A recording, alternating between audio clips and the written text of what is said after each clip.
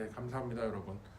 굉장히 좀 열악한 좀 이런 그 여러 가지 모습들이지만 그래도 이 속에 또 우리가 말씀을 사모하는 마음으로 여러분들이 이렇게 모이셨을 때 하나님께서는 동일한 은혜로 우리의 심령과 또 우리의 모든 것을 채워주시리라 저는 믿습니다. 그래서 당분간 우리가 좀 이런 모습으로 또 다른 어떤 좋은 방법이 나타날 때까지는 이런 방법으로밖에는 우리가 스트리밍을 할 수 없다라는 거 다시 한번 좀 양해를 해주시기를 바랍니다. 자, 우리가 계속 느헤미야의 말씀 이렇게 보고 있는데 우리가 지난주에도 교회의 위기, 그러니까 이 이스라엘 공동체의 위기, 그러니까 현대 사회에서는 우리가 교회라고 우리가 이야기를 하지만 이 성경 역사 속에서는 이스라엘 회중, 그러니까 지금의 교회라고 봐야죠. 이스라엘 회중 사이에 이 위기가 발생을 합니다. 그래서 이스라엘 사회에 분열이 일어나고 이스라엘 사회에 여러 가지 논란과 분란이 일어나는 모습들을 우리가 잠시 살펴본 바가 있는데, 그렇게 된 원인이 뭐였느냐? 외적으로부터의 침입, 그러니까 외부로부터 블레셋이나 암몬이나 모압 자손이 반란을 일으켜서 쳐들어오고 그런 사건이 벌어진 것이 아니라 내부의 붕괴, 그러니까 내부로부터의 어떤 그 배도로 인한 내부로부터의 분열과 갈등으로 인한 붕괴가 서서히 시작됐다라는 것이죠. 이제 성벽이 다 재건됐고 포로에서 돌아왔습니다. 다시 한번 나라를 재건하고 하나님의 나라를 그 예루살렘 인근에 세워보겠다는 그 이스라엘 사람들이 함께 모여서 성벽 완공식을 했고 준공식도 했고 또 성전의 예배, 제사도 회복이 되어가는 이 마당에 이제 막 회복된 것 같은데, 회복된 거라고 생각을 하자마자 바로 붕괴가 이어지고 분열과 갈등이 이어지게 되더라라는 것입니다. 그래서 항상 우리가 이 교회의 위기, 공동체의 위기는 바로 외부의 핍박이 아니라 내부의 붕괴로부터 시작된다라는 것을 우리가 분명히 짚고 넘어가야 할 필요가 있다라는 겁니다. 이 시대의 교회가 텅텅 비어가고 사람들이 교회를 찾지 않고, 그게 여러분 어떻게 생각하세요? 정권을 잡은 공화당의 잘못, 뭐 정권을 잡았던 민주당의 잘못, 이런 겁니까? 그렇지가 않아요. 우리 교회 내부에서부터 제대로 된 교회다운 모습을 보여주질 못하고 하나님의 말씀이 정확하게 선포가 안 되고 인간의 체험과 인간의 바램과 요구가 자꾸만 떠오르고 그런 것들로 인해서 예배가 훼손되고 또 모임 자체가 변질이 되다 보니 교회가 교회의 맛을 잃어가게 됐던 거죠. 그것이 벌써 몇십 년, 뭐 20년이고 10몇 년이고 쭉 이어져 내려오는 그런 시간들 속에서 교회가 빛과 소금의 역할을 못하고 맛을 잃은 소금처럼 점점 이 세상 속에서도 버려지는 그런 그 모습을 우리가 지금 지켜보고 있고 우리가 또 겪고 있다라는 것도 여러분 분명히 짚어봐야 될 포인트가 된다라는 것입니다. 지금 이스라엘 공동체가 흔들리고 있는 원인은 외적의 침입이 아니에요. 애굽에서부터 뭐 누가 군대가 올라온다든가 뭐 블레셋이 쳐들어오고 이래서 문제가 생긴 게 아니란 말이죠. 이스라엘 내부의 어떤 부패로부터 하나님에 대한 배도로부터 점점점 약해지기 시작했다. 자, 그럼 우리의 신앙이 지금 약해지고 있는 것도, 우리의 어떤 이 믿음 생활도 점점점 약해지고 있는 것도, 우리가 외부에서도 바쁜 일이 생기고 외부에서 무슨 이제 뭐 내가 그 회사를 다니는데 일 스케줄이 바뀌어갖고 주일날도 뭐 나오라고 그러고 어쩌고 저쩌고 하다 보니까 토요일날도 밤늦게까지 뭘 하다 보니 내가 주일 성수도 못하게 되고 이거는 막 스트레스가 더 쌓이다 보니 점점점 말씀과도 멀어지고, 그럴듯한 핑계지만 그거는 말 그대로 핑계일 뿐이에요. 바로 내 자신이 내 안에 그 숱한 유혹과 또 주변 환경의 변화에 따른 어떤 거기에 대한 적응, 이런 게 점점 나태해지고 게을러지다 보니 내가 말씀을 사모하는 자리에 자꾸만 이렇게 나오려는 그런 나의 마음 자체가 자꾸만 수그러드는 거예요. 그래서 그거를 자꾸만 나를 쳐서 말씀 앞에 복종시키겠노라는 그 사도 바울의 말씀과 같이 우리가 계속해서 이 말씀을 붙들고 이겨내야 하는데 그 싸움에서 자꾸만 지는 거예요. 우리 내적인 싸움에서. 그러다 보니까 자꾸만 핑계는 외부에 있는 핑계를 갖다 대더라라는 겁니다. 지금 우리가 그런 맥락 속에서 이 역사서를 봐야 된다라는 거 여러분 꼭 기억하시기를 바랍니다. 자, 그래서 본문을 보면은 이 또 다른 내부의 문제가 나타났다라는 걸 볼 수가 있어요. 자, 10절 시작이 어떻게 되냐면 내가 또 알아본즉, 또 알아봤다라는 거는 그 전에도 비슷한 사건들이 있어서 내가 거기에 대해서 페이 어텐션을 했었다라는 어떤 그런 의미 아니겠습니까? 그래서 내가 또 알아본즉 뭐라 그럽니까? 레위 사람들이 받을 몫을 주지 아니하였다라고 되어 있어요. 왜 안 줬을까요? 이 뭐 헌물이 들어온다든가 아니면은 성전에 사람들이 어떤 수확물을 바치고 하는 그런 게 점점점 양이 줄어들다 보니 레위인들에게 돌아갈 몫까지 줄어들어서 그런 건가? 그게 아니다라는 거예요. 지난주에도 살펴본 것처럼 그 도비아라는 그 암몬 사람에게 성전의 중심부를, 그러니까 지금으로 치면 교회 재정을 다 맡겨버리고 뭐 교회의 어떤 예산이나 재정이나 이런 것을 전혀 안 믿는 불신자한테 그냥 덜썩 다 주고 알아서 운영을 해라라고 하는 그런 것과 똑같은 상황이 벌어졌었다라고 제가 말씀을 드리지 않았습니까? 그런 일들이 벌어지는 가운데에 그 거제물과 헌물들을 보관하던 그런 창고도 다 없애버리고 암몬 사람 도비아의 뭐 개인 사무실로 쓰게 만들었다든가 말이죠. 이런 일들이 벌어지고 하면서 결국 교회가 약해지고, 그러니까 이스라엘 공동체가 그 예루살렘 공동체가 점점 더 약해지는 쪽으로 갔다라는 것을 하나님이 이런 모습을 통해서 보여주시는 거예요. 그래서 그 몫을 주지 않았으므로 그 직무를 행하는 레위 사람들과 노래하는 자들이 각각 자기 밭으로 도망을 했다라고 되어 있어요.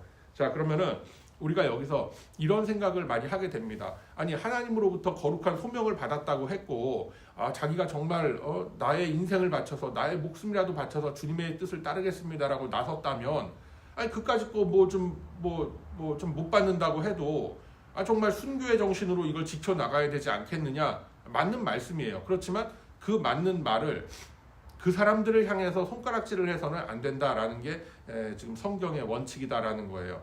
자, 그런 말씀이 어디가 있는가? 자, 신명기 25장으로 가보세요, 여러분. 구약 성경 신명기 25장으로 갑니다. 자, 구약 성경 300쪽에 있어요. 299 내지는 299 내지는 300쪽 어간에 있습니다. 신명기 25장 4절의 말씀.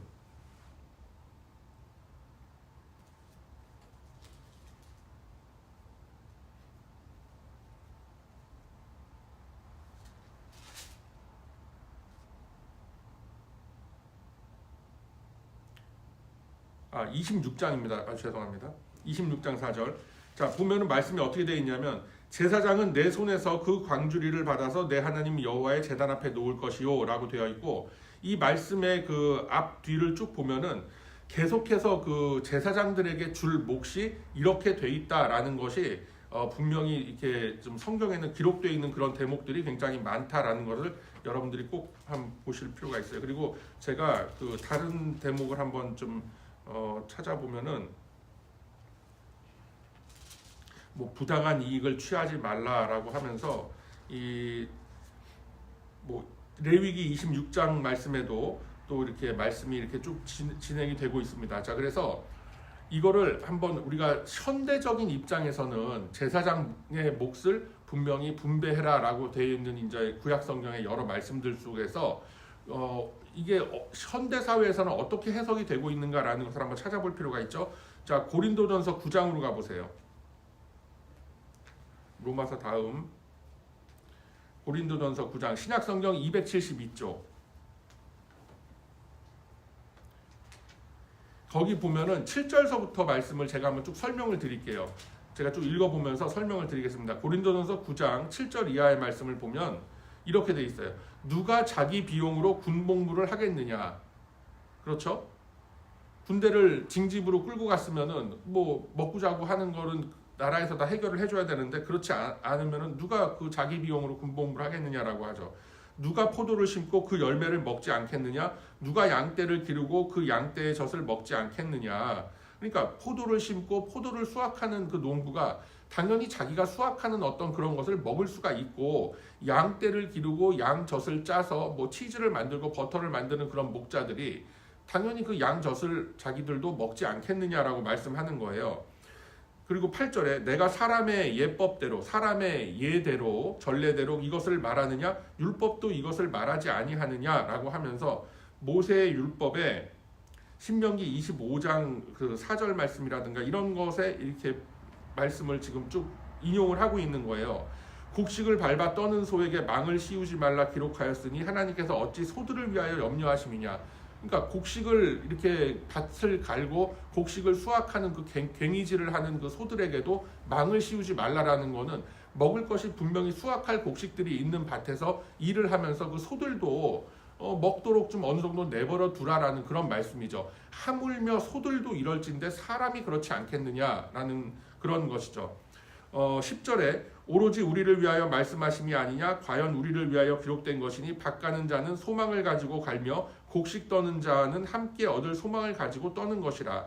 우리가 너희에게 신령한 것을 뿌렸은즉 너희의 육적인 것을 거두기로 과하다 하겠느냐라고 말씀합니다. 근데 이걸 이제 오해를 하시면 안 되는 게, 아니 그러면은 성도들이 내는 어떤 헌물이라던가 뭐 이런 교회에 이렇게 쌓여가는 어떤 그런 거를 취하기 위해서 그런 목회자들은 교회에 들어와서 사역을 한단 말이냐라고 생각을 하면 안 된다라고 하는 거예요. 그러니까 쉽게 요즘식으로 설명을 하면 그런 거예요. 돈을 만지는 은행원들이 월급을 안 받고 자원봉사로 가서 그 돈을 세고 돈을 내주고 돈을 받고 하는 일을 과연 하겠느냐라는 거예요. 그 사람들도 다 월급 받고 하는 일이에요. 그러면 목회자들도 똑같이 거기에 대해서 자기의 인생을 바치고 자기의 시간을 바쳐서 이렇게 말씀을 준비하고 또 교회에 여러 가지 사역을 하는 거에 대해서 거기에 합당한 사례가 주어져야 되지 않겠느냐라고 지금 말씀을 하는 거란 말입니다. 그래서 이게 물론 자기가 그럼에도 불구하고 지금 사도 바울이 계속 그 이후의 말씀을 보면 그럼에도 불구하고 믿음이 연약한 자들이 시험 들까봐 내가 자비량으로 하노라라고 뭐 이제 이런 말씀들이 쭉 이어지고 하는데, 그거는 그 사람들의 어떤 개인의 문제지 이걸 어떤 규칙으로 정해놓고 무조건 다 자원봉사해라. 그러니까 은행원들도 은행에서 남의 돈 만져가면서 다 입출금 해주는 그런 은행원들도 자 이제부터 여러분들 다 자원봉사하십시오. 월급 없습니다. 여러분들이 이 커뮤니티에 봉사한다는 마음으로 은행에 출근해서 돈 만지고 돈 내주고 돈 쌓아놓고 어디로 이동시키고 하는 업무들을 여러분들이 하십시오라고 하면 은행원들 중에 남아서 그 일을 할 사람이 누가 있겠어요? 전국의 모든 은행들이 다 문 닫겠죠. 그러니까 이런 원칙이, 이런 원리들이 교회에도 그대로 적용된다라는 것을 우리가 좀 이해할 필요가 있다라는 것입니다. 물론 그것이 우선이 돼서는 안 돼요. 특히 하나님의 일을 하는 사람들에 있어서는. 그런데 그렇다고 해서 소명받은 목회자가 말이야 돈 바라보고 그런 걸 되겠느냐. 그냥 굶어. 굶다가 죽으면 그것도 순교야. 그러니까 그냥 살해받지 말고 항상 자원봉사하면서 모든 교육자들의 그런 그 사례는 없는 걸로 합시다 라고 하면서 뭐 소위 말하는 그런 거 있죠. 뭐 열정페이라고 한다든가 이런 게 과연 그 성경적인 방법이겠는가 라는 걸 우리가 생각해 볼 필요가 있어요.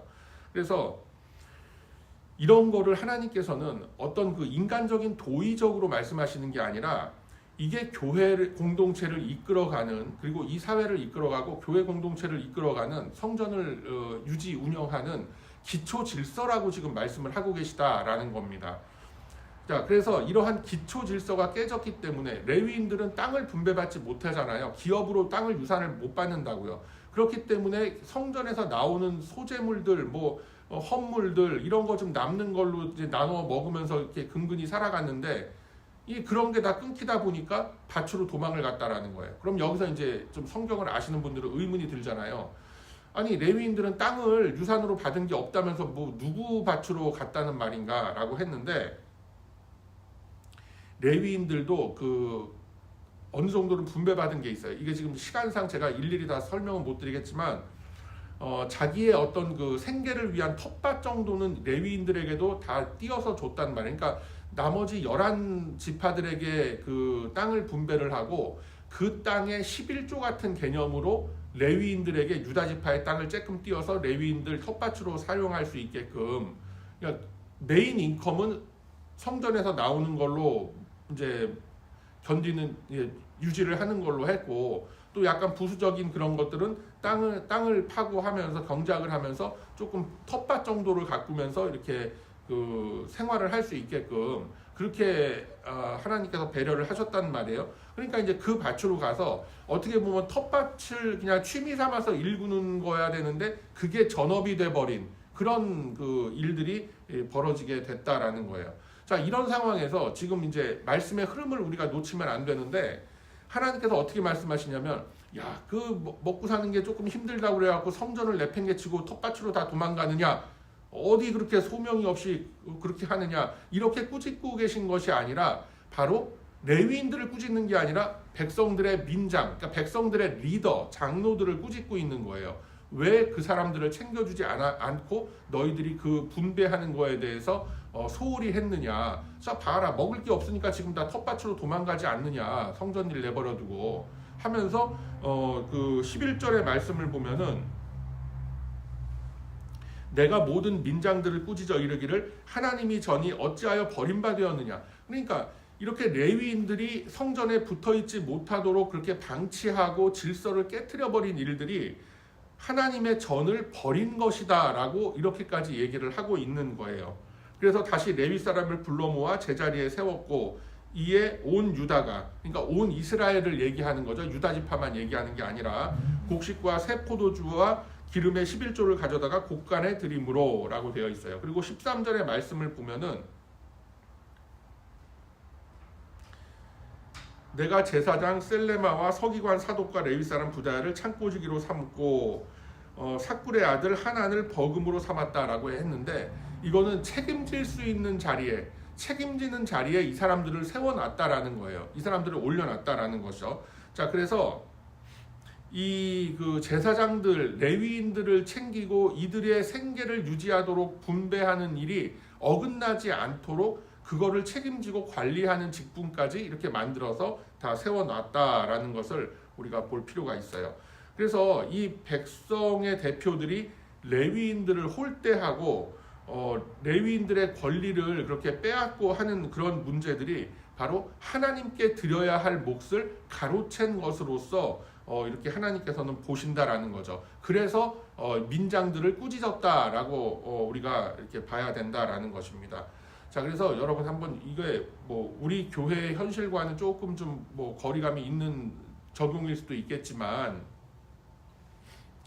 팬데믹을 지나면서 이 작은 교회 목회자들이 사역지를 많이 잃어버리는 경우들이 많았어요. 그래갖고 어떤 일들이 벌어지냐면 작은 교회들끼리 생존을 위해서 서로 이렇게 막 다시 이렇게 교회들이 멀징을 한다고 그러나요? 교회들이 합쳐지는 이제 그런 일들도 막 생기고 했단 말이에요.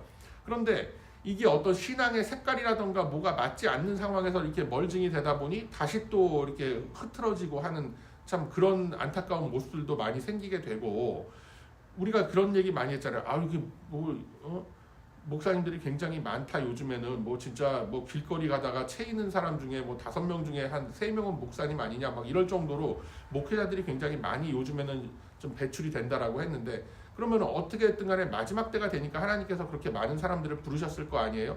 그런데 그 사람들이 지금 다 어디가 있느냐. 똑같은 상황이 된 겁니다. 다 무슨 뭐 어디 우버 같은 거 하고 그러니까 이게 사역지를 다 잃다 보니 이제 그렇게 다 된 거예요.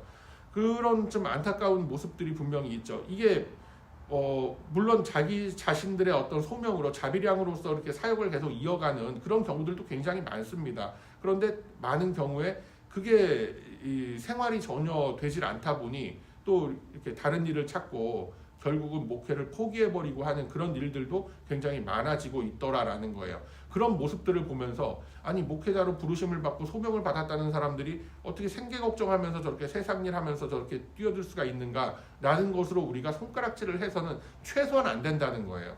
그분들에게 어떤 보탬을 주지는 못할 망정 야 소명 없이 저거 사꾼 아니냐 그런 식으로 얘기하면 안 되는 거예요, 여러분. 그래서 그런 안타까운 이런 그 현재의 상황들을 놓고 우리가 위에서 기도하고 교회에 어떤 이런 부흥들이 일어나고 그렇게 해서 소명을 받은 분들이 정당하게 그 교회 안에서 사역하는 데 있어서 목회를 하는 데 있어서 전력 투구를 할 수 있는 그런 환경이 만들어지도록 우리가 기도를 해야지. 뭐 소명이 약해갖고 저렇게 다 도망가고 말이지.